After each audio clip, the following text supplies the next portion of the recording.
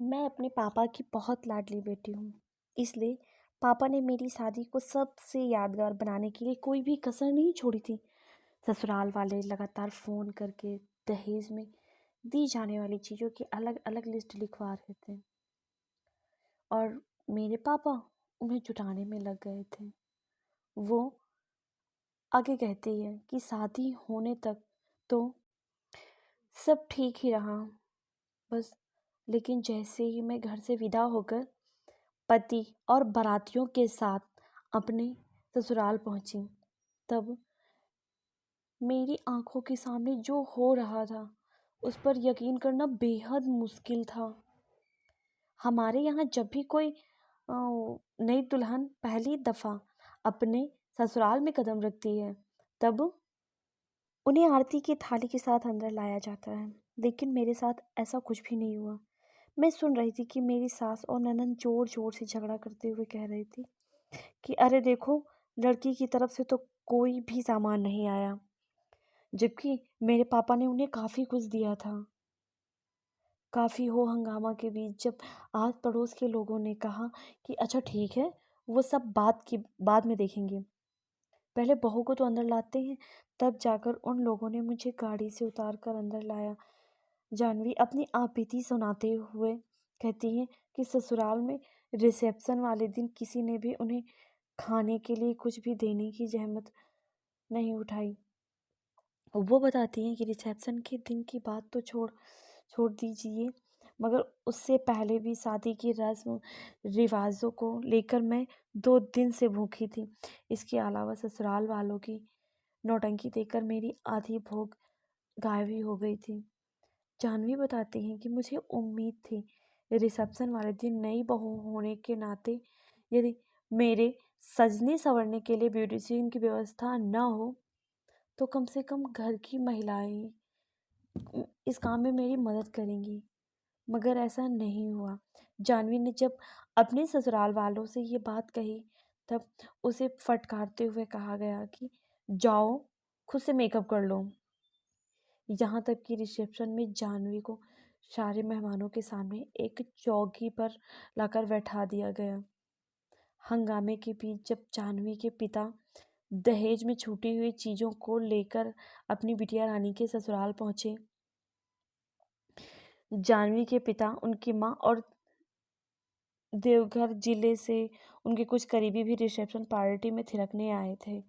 उनको आने भर की देरी थी कि उन्होंने जानवी के ससुराल वालों ने जमकर लताड़ लगा दी। इसी आक्रोश में जानवी के मायके वालों ने ना तो खाने का पूछा गया और ना ही रात की ठंड में सोने की कोई जगह दी गई। रिसेप्शन के अगली सुबह मेरी मम्मी पापा और करीबी रिश्तेदार वहाँ पर घास लौट गए और फिर इन लोगों ने अगले 8 दिनों तक मेरी लाइफ को जहन्नुम में बदल दिया। मैं एक बिहारी फैमिली से हूँ और मेरी शादी एक बंगाली कल्चर में हुई थी। मेरी सास और ननद बंगाली भाषा में मुझे और मेरी फैमिली वालों को खूब गालियाँ देती थी। उन्हें लगता था कि मैं नहीं समझती हूँ, लेकिन मैं बीएससी पास हूँ। उनके एक्सप्रेशन पता लगता है कि वो क्या बातें कर रही हैं। रिसेप्शन पार्टी की अगली रात जानवी को घर के सबसे कोने वाला कमरा दिया गया। उसे लगा कि शायद पीरियड चलने की वजह से ये लोग मेरा केयर नहीं कर रहे हैं, लेकिन मामला तो कुछ और ही था। मुझे बाद में खबर मिली कि मेरी सास ने अपने बेटे को सिखाकर रखा था कि इस लड़की के साथ हर हाल में शारीरिक संबंध नहीं बनाना है, क्योंकि बाद में जब दहेज का सारा सामान ले लेंगे तब इसे घर से निकाल देना है। यदि इस हाल में हमारे वंश की संतान इसकी कोख में पलने लगी, तब ये लड़की कानूनी लड़ाई जीत जाएगी। और मुझे ससुराल वालों ने घर के कोने में एक अलग सा कमरा दिया था, जहाँ से मैं अपनी सास की सारी बातें सुन पा रही थी कि वो किस तरह से मेरे पापा को लगभग 2.5 लाख रुपए के सामानों की लिस्ट दे रही थी। उस लिस्ट में सबसे पहले बड़े कांसे के बर्तन की मांग की गई थी, जिसकी अब भी कीमत 50,000 रुपए के करीब है। वो उनकी डिमांड यहीं आकर नहीं थमी थी। मेरे घर से मेरे लिए गहनों के तमाम सेट दिए जाने के बावजूद भी 1.5 लाख रुपए का नेकलेस मांगा गया था। गर्मी के मौसम का हवाला देते हुए कूलर की भी मांग की गई थी, जबकि फ्रिज तो पहले ही दिए गए थे। जानवी की माने तो उनकी पूरी फैमिली दहेज प्रथा के खिलाफ रही है। उनकी फैमिली में हुई तमाम शादियों में दहेज की मांग नहीं की गई थी। जानवी कहती कि हमें वे लोग बैल की तरह काटते रहे, मगर भोजन के लिए कोई पूछने तक नहीं आता था। हम दिन भर बगैर कुछ खाए ही गुजार देते थे। हमारी हालत दिन ब दिन खराब होती जाती थी, मगर किसी को कोई फिक्र नहीं होती थी। जानवी आगे बताती हैं कि तपन के बड़े भैया की शादी के 15 रोज गुजर जाने के बाद वो लोग मुझ पर दबाव बनाने लगे कि तुम अपने मायके चली जाओ। मेरा भाई आकर मुझे देवघर अपने मायके ले गया। देखते देखते दिन बीतने गए, मगर तपन नहीं आया। दुर्गा पूजा, दिवाली और छठ तक मैं मायके में रही, और तब जाकर तपन छठ पर्व के बाद आता है। अब तक मेरे खर्च के लिए पैसे भी वहाँ से नहीं भेजे गए। जब तपन छठ के बाद मेरे घर पर आता है, तब मैं उनसे कहती हूँ कि अब तो हमें ले चलो अपने घर। इस बात पर फिर से चीज़ों की एक लिस्ट थमाते हुए तपन कहता कि अभी रहो ना यार, काहे टेंशन लेती हो। पापा से बोले एक ब्लैंकेट देंगे, ठंड आ गई है, मैं ओढ़ूंगा क्या। तपन की बातें सुनकर मैंने पापा से बोलकर फौरन एक ब्लैंकेट अपने ससुराल भिजवा दिया, लेकिन फिर भी वो मुझे मायके से अपने घर नहीं ले गए। जानवी की परीक्षाएं चल रही थी, और इस बीच खबर आती है कि स्वयं सेवक के पद पर उसकी नियुक्ति हो गई। यह खबर सुनकर जानवी के घर वाले तो बहुत खुश होते हैं। उन्हें लगता है कि अब सब कुछ ठीक हो जाएगा। एक रात जानवी ने फ़ोन कर कर अपने पति को कहा कि मुझे काफ़ी दिक्कतें हो रही हैं। आपके रहते हुए पापा मुझे अपने काम छोड़कर एग्ज़ाम दिलाने ले जाते हैं। ये बात कहने भर की देरी थी कि तपन ने जानवी और उसके परिवार वालों के लिए गालियों की बारिश कर दी।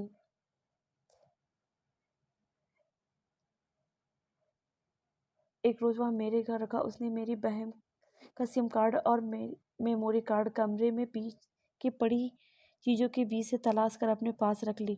रात जब मैं सो गई, तब वो किसी फ़ोन से मेरी बहन की सिम और मेमोरी कार्ड लगाकर कुछ कर रहा था। जब मैंने उससे पूछा कि आपने इन चीज़ों को उठाकर क्यों अपने पास रखी है, तब उसने मुझे भद्दी भद्दी गालियाँ देते हुए मार पीट कर नीचे गिरा दिया, और फिर थक हार कर मैं सो गई। अब तक उसने मेरी बहन की कुछ तस्वीरें वायरल कर दी। अब जानवी अपने पति के साथ ससुराल चली आई थी, क्योंकि ब्लॉग से खबर किया गया था कि जानवी को स्वयं सेवक के काम अब करने होंगे। तपती धूप में घर घर जाकर सरकारी योजनाओं का सर्वे कर कर जब जानवी घर लौटती थी, तब उससे घर के सारे काम करवाए जाते थे और उसे भोजन तक नहीं दिया जाता था। इसी बीच एक रोज जानवी के भाई का कॉल आ गया, और वह कमरे से बाहर जाकर अपने भाई से बात करने लगी। तपन ने अपने फ़ोन में ऑटो रिकॉर्डिंग ऑन करके रखा था, ताकि जब भी जानवी कहीं बात करे तो उस पर पैनी नज़र रखी जाए। इस पर बात भाई से हो रही थी। उसने अपने बहन को टॉर्चर किए जाने की खींच से जानवी से कह दिया कि मुझे जीजाजी से बात नहीं करनी है। अब जानवी को बिल्कुल डर सताने लगा कि यदि पति ने रिकॉर्डिंग सुन ली तो फिर मार पड़ेगी। उसने डर के मारे रिकॉर्डिंग को डिलीट कर दिया। पति की जब नींद खुलती है, तब वह जानवी से पूछता है कि रिकॉर्डिंग कहाँ है। जानवी कहती कि गलती से डिलीट हो गई है। ये सुनते ही तपन बुरी तरह से जानवी की पिटाई करने लगता है। जानवी आगे कहती है कि मारने का सिलसिला यही नहीं खत्म हुआ। तपन ने गाल पर थप्पड़ मारने के बाद घर के आंगन पर रखी फूल झाड़ू उठाई और मेरे शरीर पर मारना शुरू कर दिया। मारते मारते वो झाड़ू टूट गई। आने वाले 10 दिनों के बाद हमारी मैरिज एनिवर्सरी थी। मार पड़ने के बाद मेरी बॉडी में काफ़ी दर्द था। फिर भी इसी हालत में वो लोग मुझसे घर के सारे काम करवा रहे थे।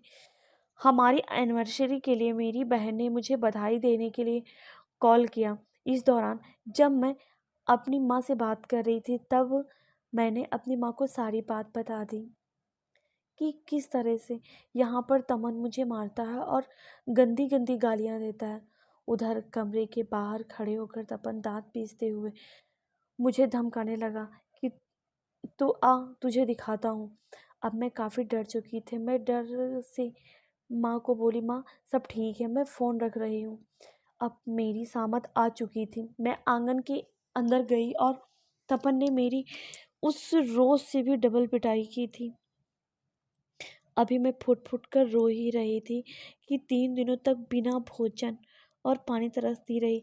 ऐसे ही एक रोज़ बुरी तरह से मार खाने के बाद तपन मेरी सास, मेरे जेठ जी और ननंद के पैर पकड़कर उनके आगे गिड़गिड़ाने लगी कि मुझे मेरे मायके जाने दो, मेरी तबीयत काफ़ी ज़्यादा बिगड़ गई है। फिर भी उनका दिल नहीं पसीजा। मेरे जेठ ने कहा के कहने पर मेरे पापा को फ़ोन लगाकर कहा गया कि 25,000 रुपये दो और अपनी बेटी को ले जाओ। मेरे पापा रुपए लेकर आए और तब उन लोगों ने मुझे जाने दिया। अब मैं अपने मायके आ चुकी थी, जहाँ मेरे घर वालों को जब सारी बातें बताई, तब उन्होंने कहा कि बेटी तू अब वहाँ नहीं जाएगी। मगर अब तपन ने नया ड्रामा शुरू कर दिया था। हर रोज़ फ़ोन करके एक ही बात कहता कि आ जाओ, आकर यहाँ ब्लॉक के काम करो, क्योंकि तपन अवैध रूप से ग्रामीणों से पैसा वसूलता था। और जब मैं इसका विरोध करती थी तब मुझे मार पड़ती थी।